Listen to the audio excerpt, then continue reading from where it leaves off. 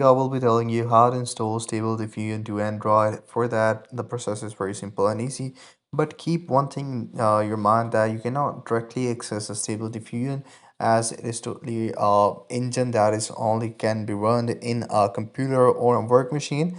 But you guys can use it as a cloud computing. For example, you guys can run an application that can run your computer using your mobile phone.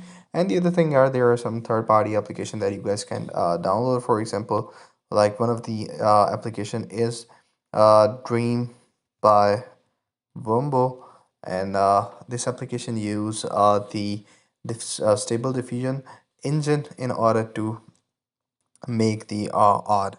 So you guys can download this one, and the other application is Stereo AI. So you guys can download this application. This also use Stable Diffusion. And the third application is Night Cafe, which is also use the Stable Diffusion engine in order to produce images.